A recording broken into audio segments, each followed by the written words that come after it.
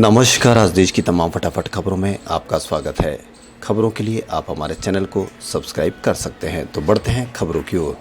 पैगंबर मोहम्मद पर बीजेपी नेताओं की टिप्पणी को लेकर खाड़ी देशों की नाराजगी के बाद जहां एक नेता को निलंबित किया गया तो वहीं दूसरे नेता को पार्टी से निष्कासित किया गया है। भारत सरकार ने टिप्पणियों को अनुचित और संकीर्ण मानसिकता वाली करार दिया है।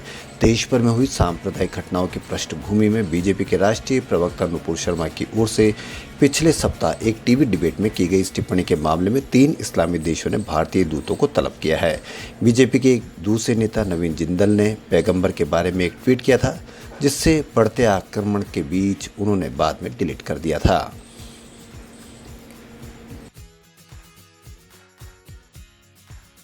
पैगंबर मोहम्मद पर भाजपा के 2 नेताओं की टिप्पणी के बाद केंद्र सरकार पर विपक्ष हमलावर है।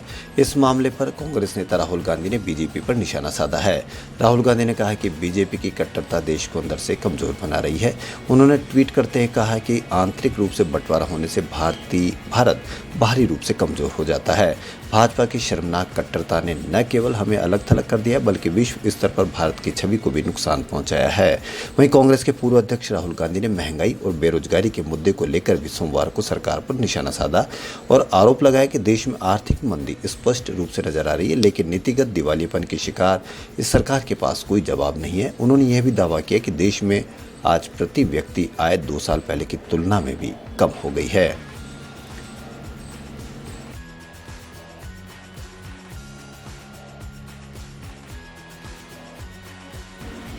पैगंबर मोहम्मद पर नेताओं की टिप्पणी को लेकर खाड़ी देशों की नाराजगी का मामला फिलहाल थमता नजर नहीं आ रहा है।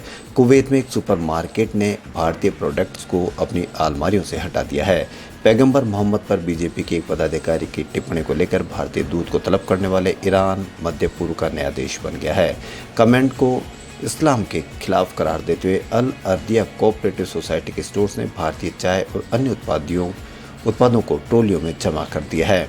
सऊदी अरब, कतर क्षेत्र के अन्य देशों के अलावा मिस्र स्थित अल अज़हर यूनिवर्सिटी ने बीजेपी प्रवक्ता के बयान की तीखे शब्दों में आलोचना की है।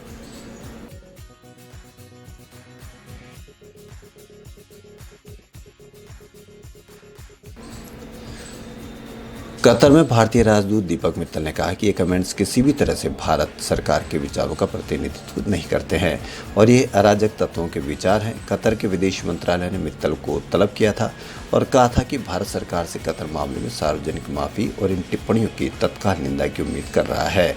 कतर की ओर से यह निंदा उपराष्ट्रपति वेंकैया नायडू के व्यापार को बढ़ावा देने के लिए भारतीय व्यापार जगत के नेताओं के साथ अमीर खाड़ी राज्य के हाई प्रोफाइल दौरे के बीच सामने आई है। कतर के डिप्टी एमिर की ओर से उपराष्ट्रपति वेंकैया नायडू के लिए आयोजित होने वाले डिनर को कथित तौर पर स्वास्थ्य कारणों से रद्द कर दिया गया था।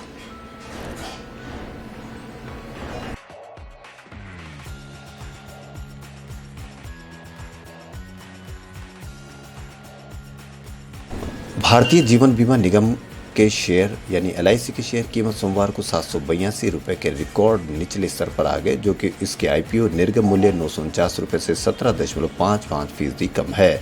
बॉम्बे स्टॉक एक्सचेंज की बात करें तो बीएसई पर दोपहर 1:27 पर एलआईसी का शेयर 2.01% की गिरावट के साथ 784 रुपये 15 पैसे पर ट्रेडिंग कर रहा था। इससे पहले एलआईसी का शेयर 800 रुपये पर खुला, लेकिन बाद में दिन में बिकवाली का दबाव देखा गया, जिससे गिरते हुए 782 रुपये 45 पैसे के निचले स्तर पर आ गया। पिछले माह स्टॉक एक्सचेंजों में लिस्टिंग होने के बाद ये इसका सबसे निचला स्तर है। खबरों फिलहाल इतना ही। यदि आपको हमारा चैनल पसंद आए तो लाइक, सब्सक्राइब और शेयर अवश्य करें। धन्यवाद।